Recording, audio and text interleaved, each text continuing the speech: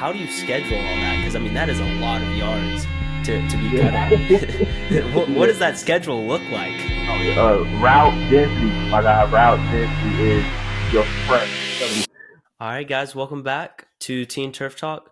Today we have Corey on the podcast from Kansas City. Corey, you want to tell us a little bit about yourself?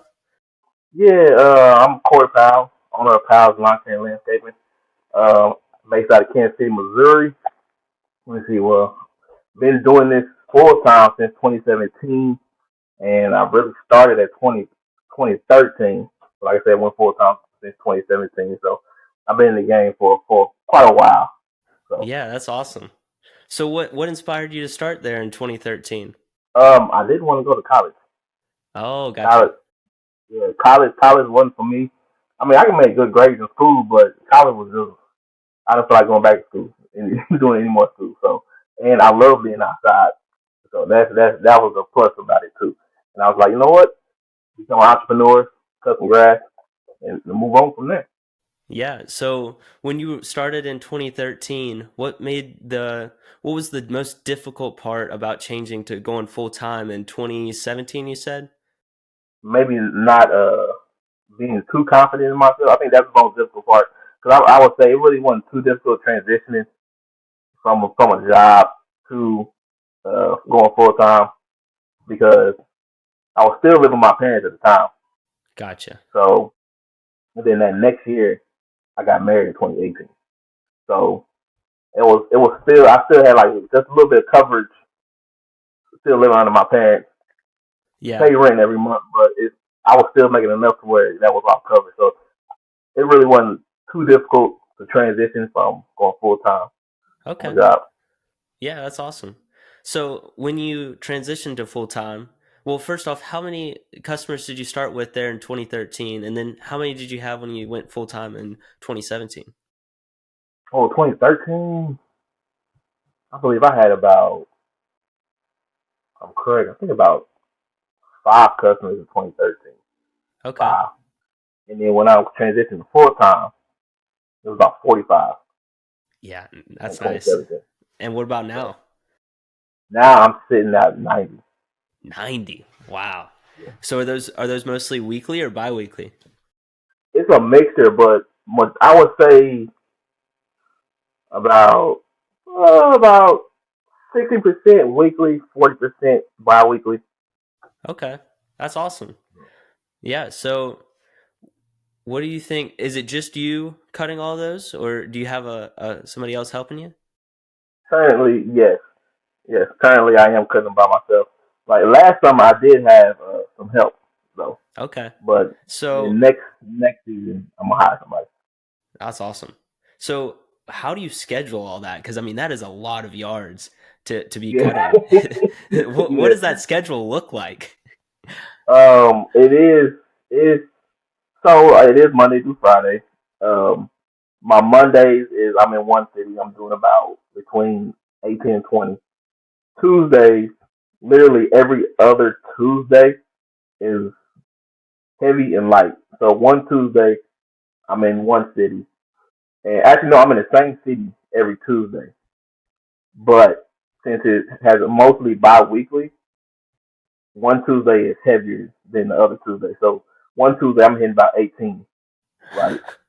Every other Tuesday. And then the other Tuesday, I'm light. So I'm hitting like maybe two. And then I'm doing like side jobs, like mulch, trimming, Yeah. something like that. So and Wow. then Yeah. Wednesdays pretty much the same, and then Thursdays are my actually lighter days. So I'm doing about since I'm further up north where I'm at. Uh, it's like up north is I have about like 5 or 6 that I do all in one little area, Yeah. and then on Fridays I'm doing about 20 on every Friday.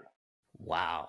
So, I mean, I can't do more than, 3 or 4. I still use a push mower. So, how have you maximized your efficiency to be able to cut 20 yards?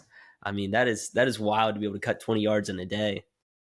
Oh, yeah. Route density, my guy. Route density is Yeah. your friend. I'm telling you. Like, be able to do 20. My houses are no more than 5 to 10 minutes apart, and then a lot of them are literally right next to each other to have. Yeah, that's awesome. So how do you build? How did you build up such route density? What's the secret there? I had a lot of word of mouth, lot of word of mouth start just growing throughout the year, and advertising. So doing Facebook ads on, doing Facebook ads marketing, and that's really my bread and butter. Facebook ads really. Really? So yeah, and then what I do, I just advertise in my target area that I want to be in. Hmm. So that's really how I accumulated the route density and kept it down to like less than 10 minutes apart from each other. Yeah, that's awesome. I mean, to have them so close, that obviously helps with, timing and stuff. Um, Yeah, these Facebook ads, are you running? So, are you running paid ads? I assume with those, yeah, hmm and yeah. are you running them at a specific time of year or a specific time of day? Is there like a method to the madness there to be able to get? Actually, yes, I watched it over the year, especially this past year.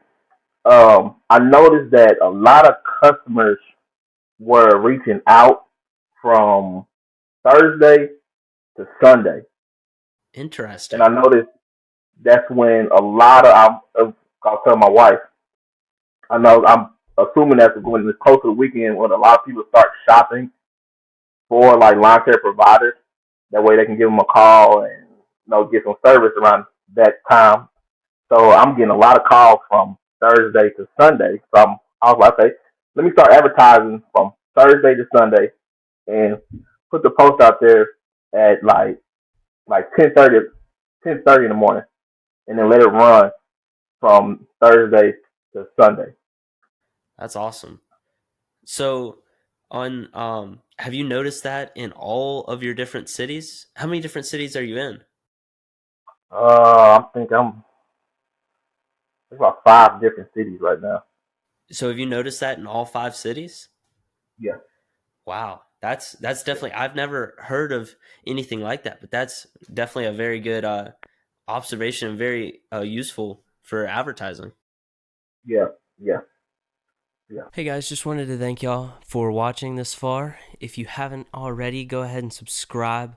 We've got some really great stuff coming up in future episodes, and make sure to watch the rest of this episode. This is probably my favorite part of this episode coming up.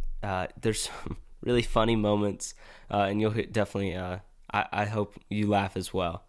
Um, have a great day, and let's go ahead and hop back in. So, I saw on your Instagram and on your YouTube that you've started this whole trying to educate these younger entrepreneurs. And that's part of the reason I reached out. It looked very enticing. What inspired you to do that? Uh,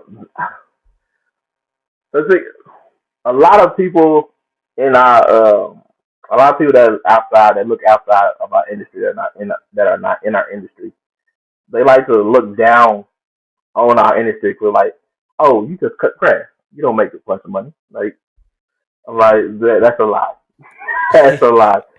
And a lot of younger generation is, a lot of them don't want to be outside. But I'm like, if you just willing to learn and come into lawn care and work hard a little bit, you can take your business from 0 to 100,000 very quickly.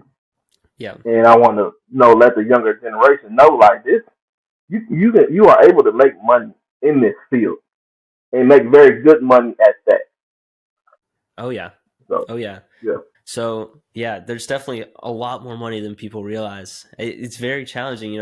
I see these people, and they're charging $25 for a yard, and I'm like, oh, you could charge, 50 oh or 60 for that.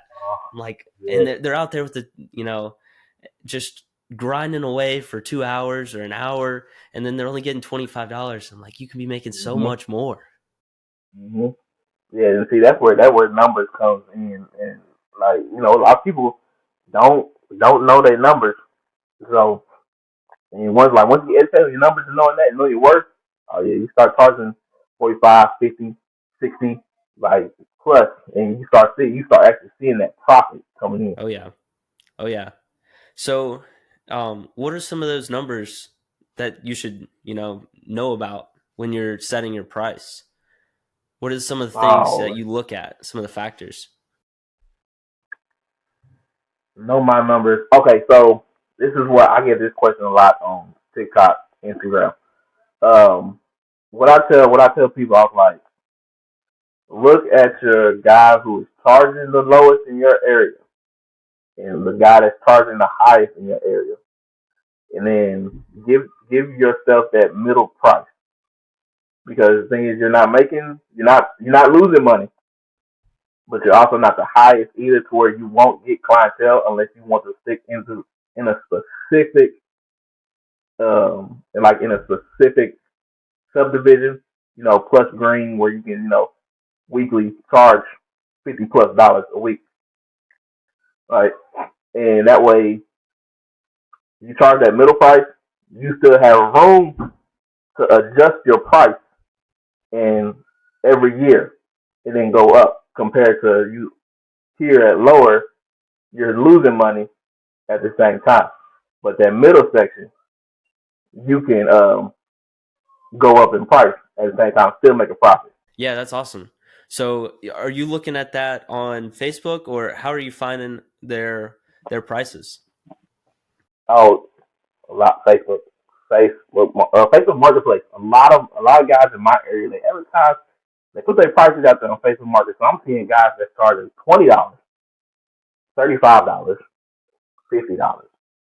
So it's a big range, Yeah. especially in my city. So do you think it's a good idea to put your price out on Facebook Marketplace? I've always thought, kind of keeping the prices not public, kind of you can charge this customer a little bit more and that customer a little bit more. Mm-hmm. What are your thoughts on No, that? I agree. I don't put my prices out there because I got to look at the yard first to determine the price.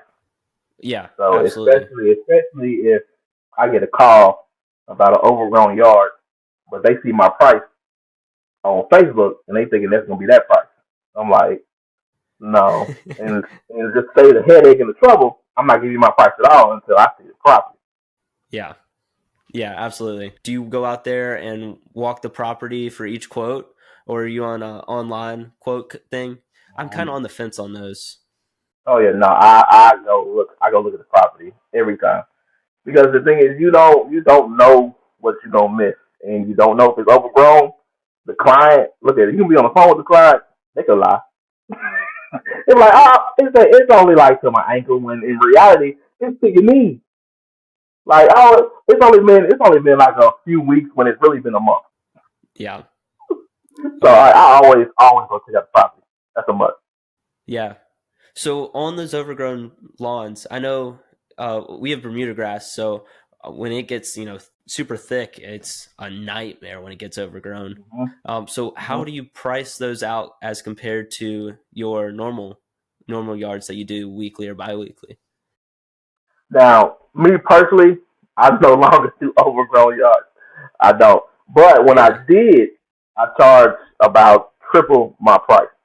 Okay. So $50 a cut. All right, I'm charging you 150, Yeah. 150 to $200, because one is gonna take me about an hour or two to just get it clean, and then I gotta edge it, then I gotta trim it.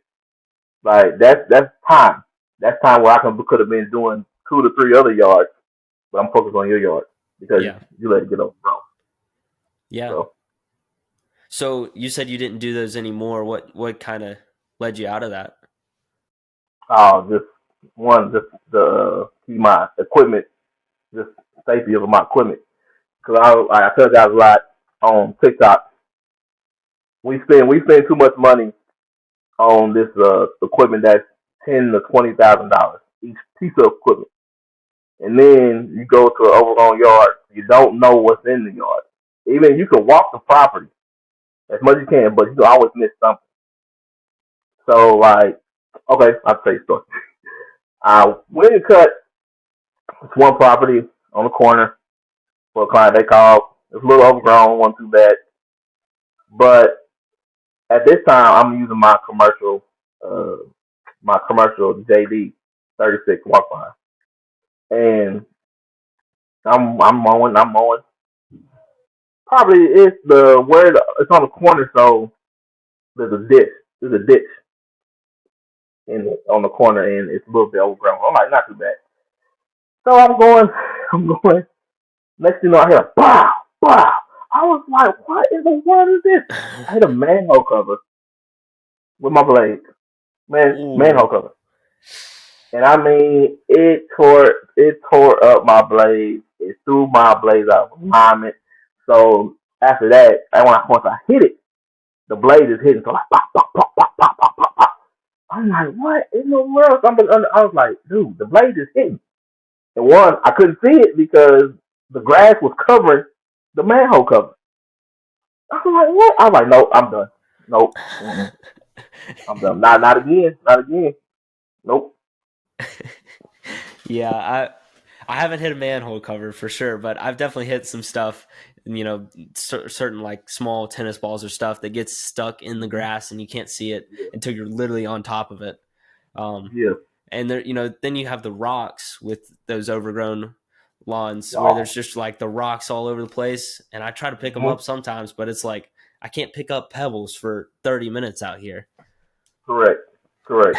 So it's time consuming, and yeah, you can make money in it, but I'm like, money and the safety of my equipment. I'm like, the safety of my equipment is more valuable to me than the money is because I don't have to take it to the repair shop to get repaired, and I can't like charge the customer for it because they I don't know if they knew it was out there or not because it's Right. my responsibility to walk the property.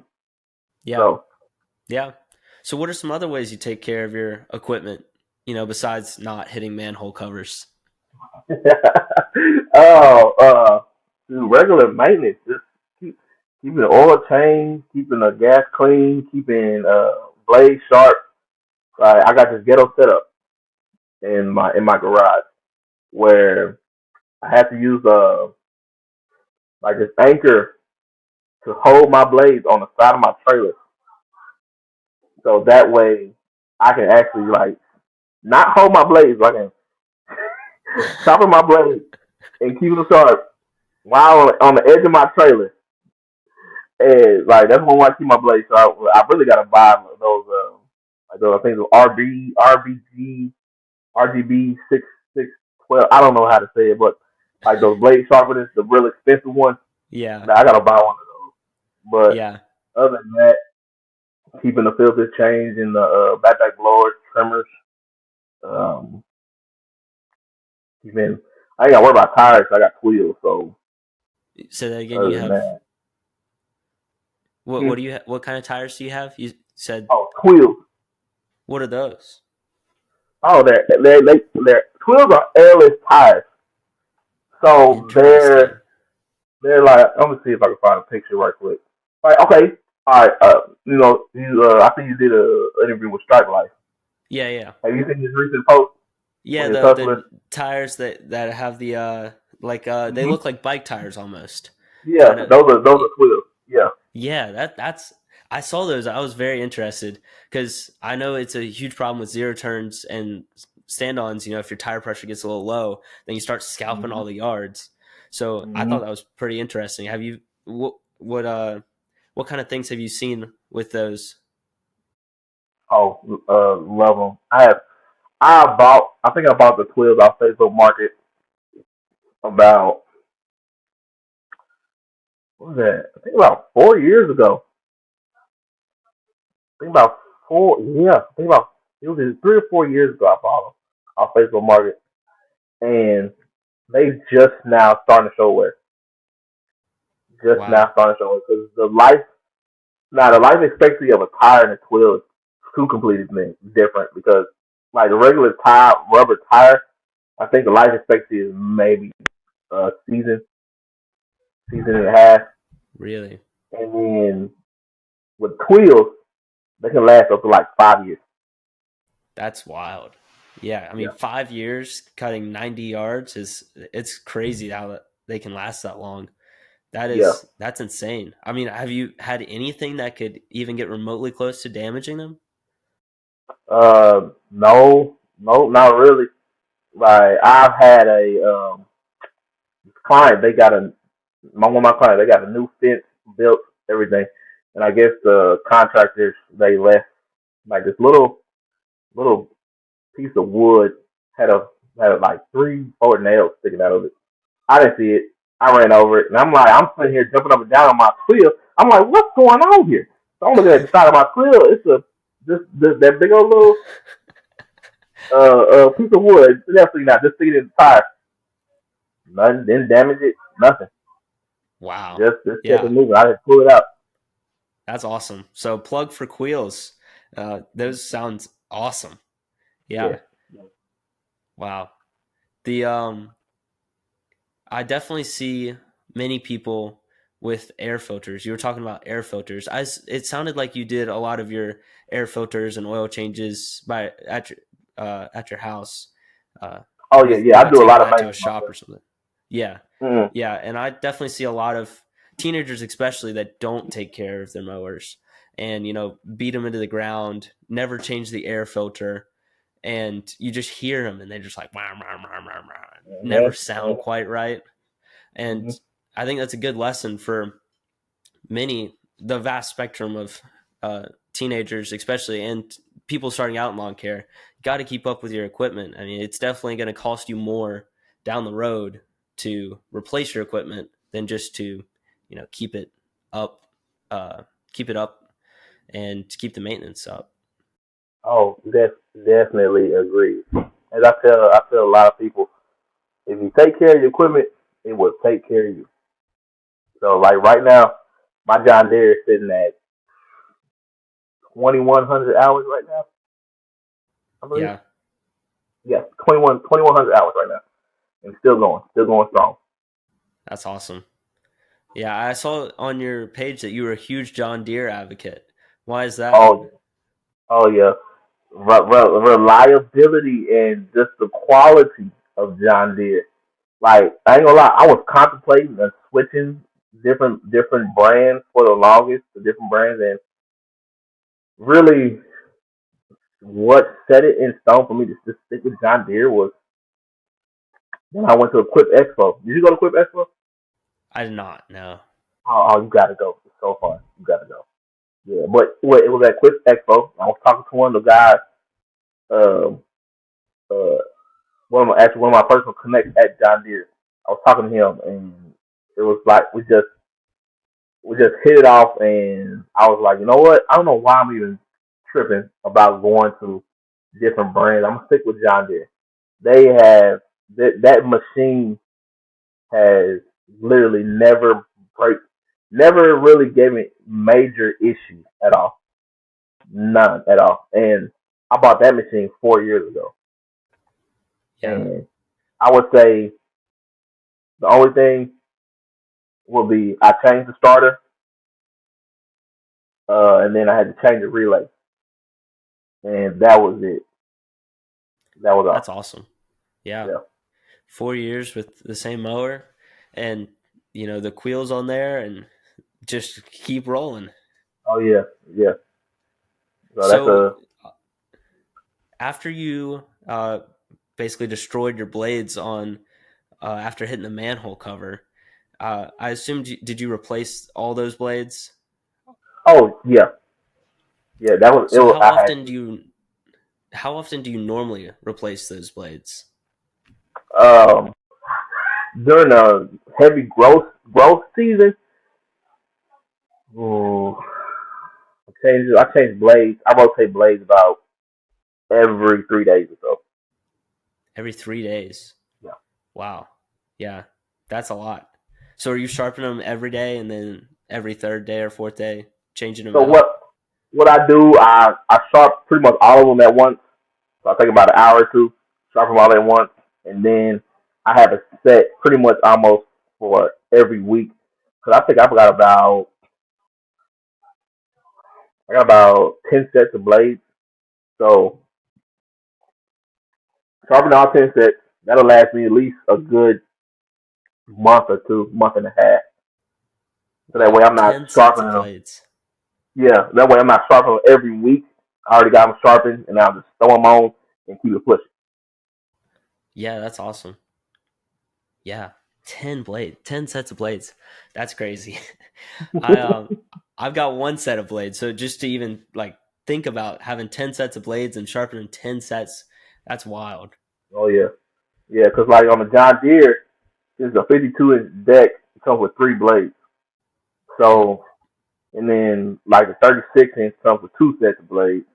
And then also the walk behind, not walk, but the 30-inch comes with 2 sets of blades. So Are a you lot of using the 30-inch Time Master or X Mark?